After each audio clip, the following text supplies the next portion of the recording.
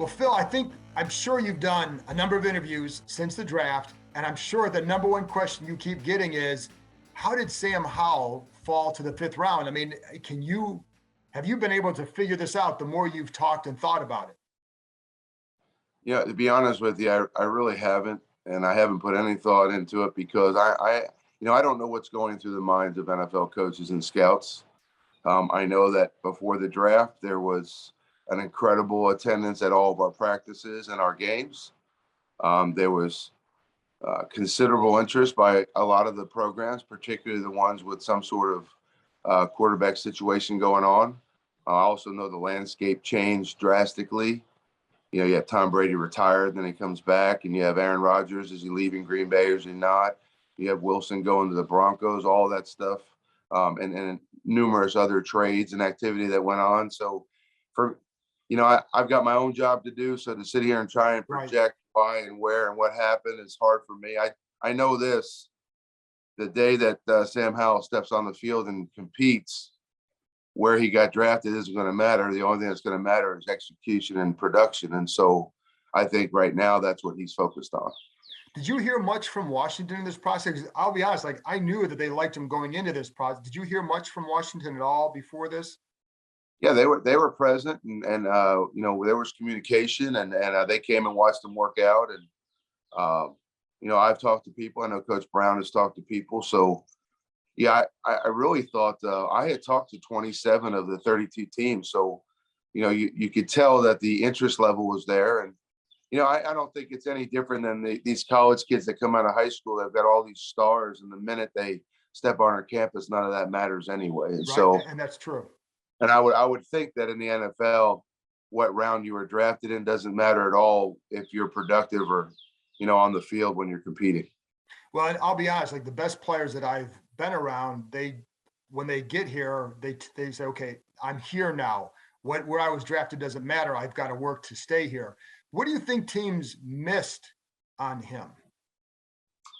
I don't know if there was someone out there that didn't like something about Sam. I know what he can do, and he's incredibly accurate. He can make any throw on the field. He can throw off platform. He can make plays with his legs. He can extend plays, and he's got great pocket presence with regards to, trying to extend the play for half a second to get off another throw. He's an elite preparation guy, has a great knowledge of the game. As a matter of fact, the last 2 years of his 3 years of development here, he and I have watched countless pro games calling our offense against pro defenses just to keep feeding his hunger and keep trying to prepare him and keep trying to challenge him with things that maybe he wasn't necessarily seeing in the ACC, just to improve and increase his overall development. So I know that he's super excited about the next chapter, and the only thing he's focused on right now is the playbook. And that's interesting that you did that. So one of the things I've read from you is he elite mentally and obsessed with the game. Is that part of that obsession? Did he come to you and say, can I do this? Or how did that evolve? And is that part of that obsession? Well, it is. I mean, Sam constantly looking to learn more. Anything that could give him a little bit of an advantage over who he's playing or who he's competing with, he's going to try and master it. And it comes so naturally with him. Sam is not a rep guy. You tell him something, he's going to learn it. We can move on to the next thing. He's intelligent like that, and he retains things. I really never had to coach the same thing twice with him, from an understanding or a mental standpoint.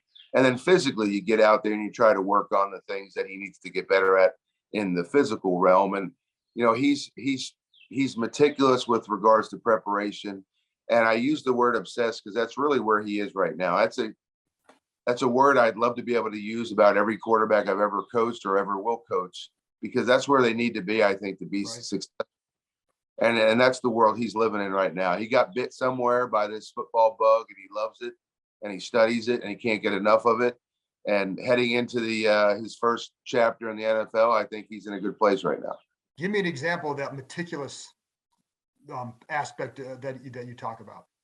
Well, I mean, before I could even provide him with a schedule, I show all our quarterbacks my my OC schedule for the week because it's all about time management. You don't have enough time to hit all this stuff unless I mean, I schedule in the one-on-one time with my daughters. I've got to do that. Right. But before I ever shared that schedule, Sam had really kind of developed his own, and one of the things that he did very early in the week, Sunday or Monday, was he'd go study protections before we even met. Wow. And he meticulously go through all of the fronts and pressures and would be very, very prepared for our meeting on the fronts and pressures.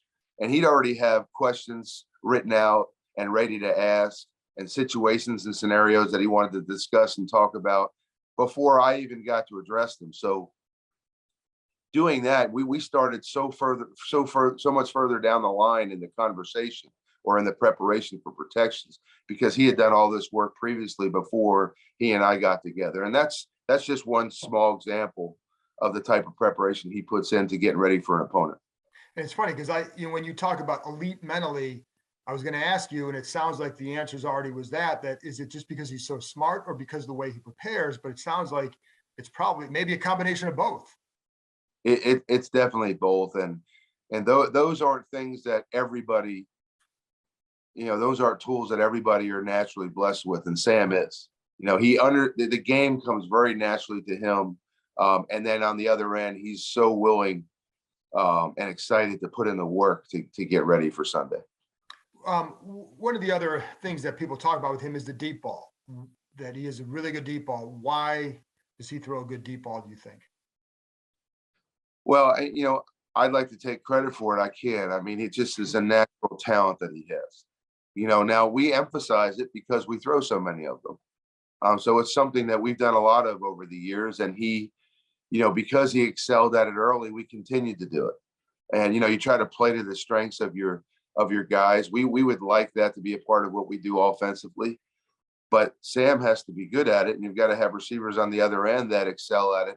Otherwise, you move in a different direction. We never had to do that here because he's incredibly accurate with his deep ball, makes good, intelligent decisions on the deep ball, is a really good ball placement guy. And I think that'll continue in the NFL.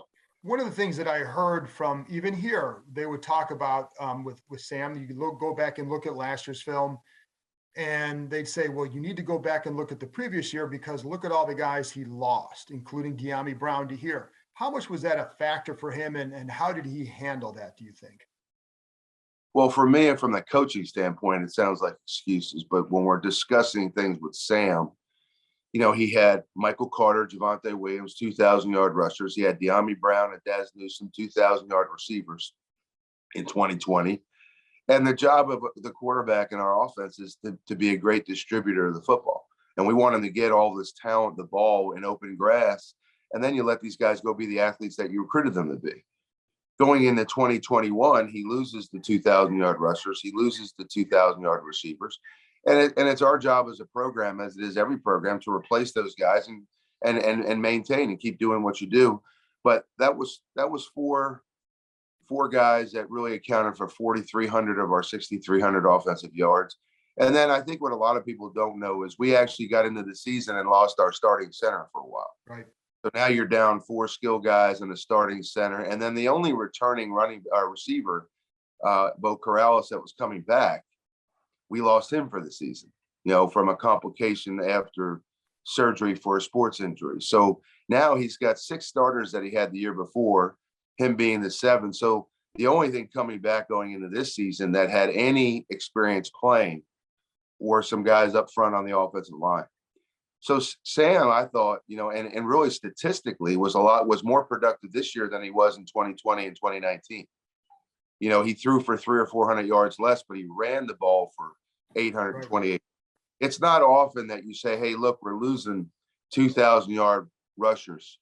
Hey, we'll solve the problem by replacing one of them by bringing in Ty Chandler from Tennessee. Oh, and by the way, Sam, our starting quarterback, you need to be the other 1,000-yard rusher. Right. Did that, and you take the sack yardage away, and he probably rushed for over 1,100 yards this season. A lot of comparisons to Baker Mayfield. Who do you see?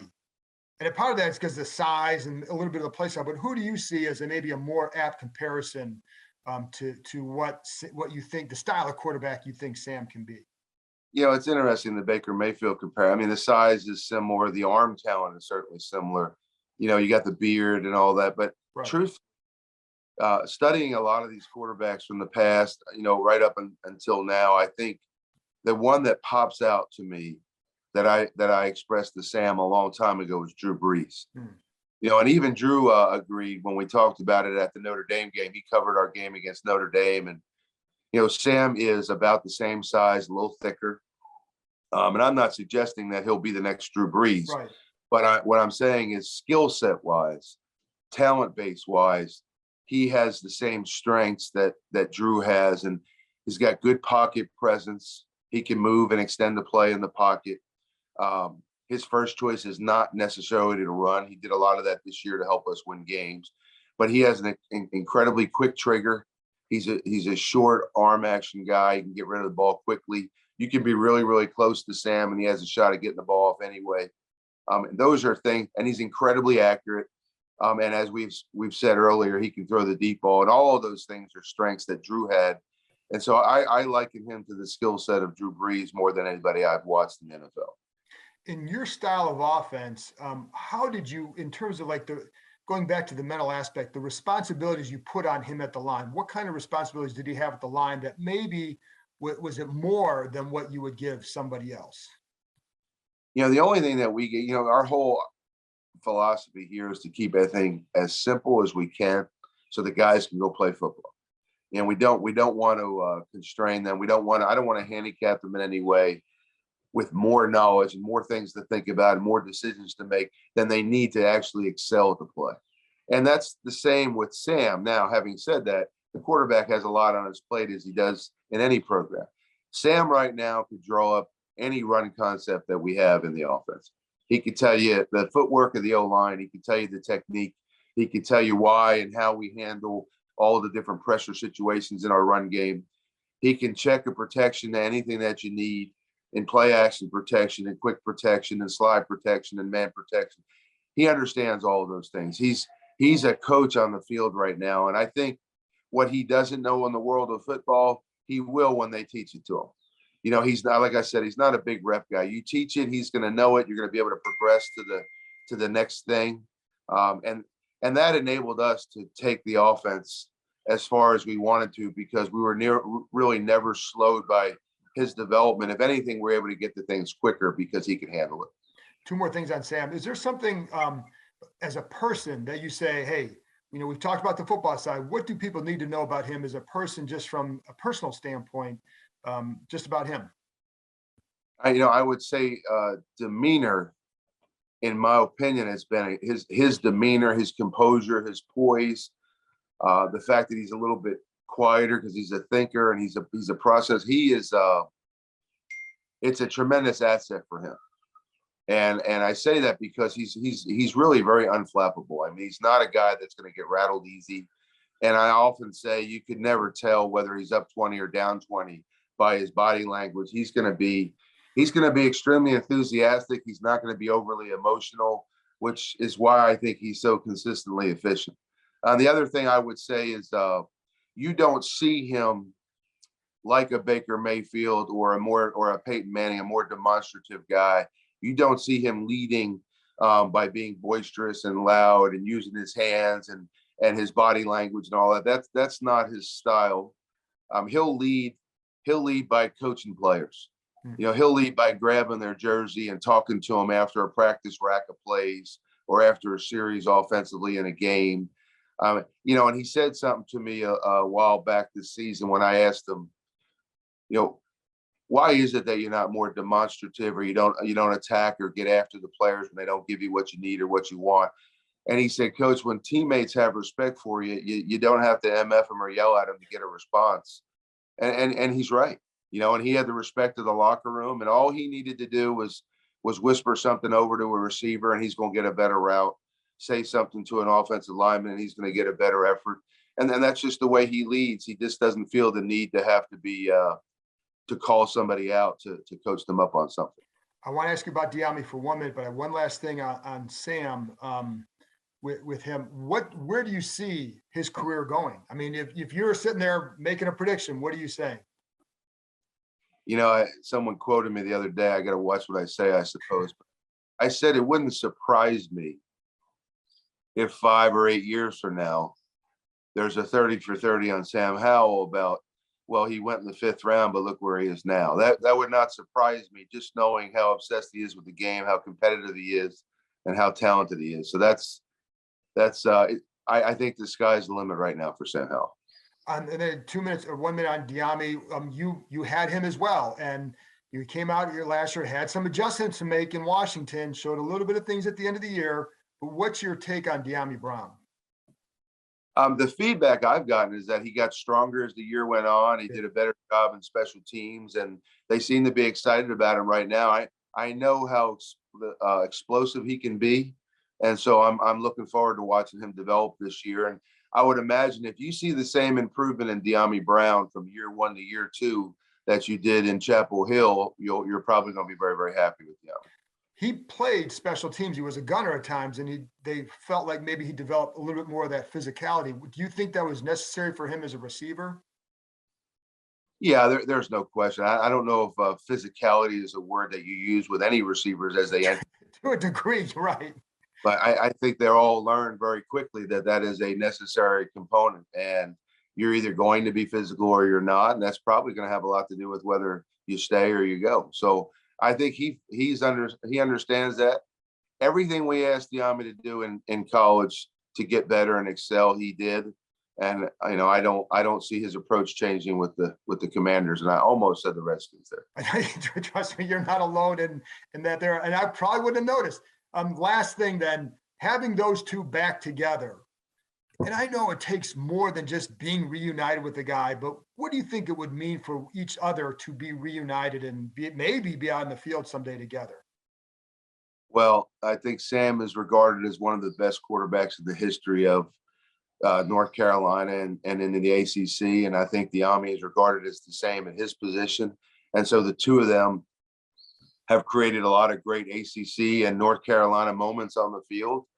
And I think it's got to give them both confidence that they're going to be in and around each other on the field again. And whether or not they're able to play together at some point this year or the next future will tell. But I'm excited that they get to go back to the same football field and do what they did so well in the past at Phil, Washington. I appreciate your time. Great insight, and thank you very much. Appreciate it. Thank you so much for the invite.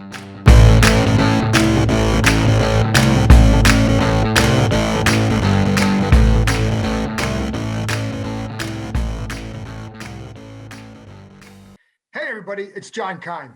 Do me a favor and hit that subscribe button, and I'll continue to bring you guests who provide excellent insight into the Washington Commanders. And while you're here, check out the other terrific content on the Ampire Media Network, including Inside the Cap with Joel Corey and All's Caps with Steve Wino and former Washington Capital Carl Alsner. Go ahead, hit that subscribe button. Thank you.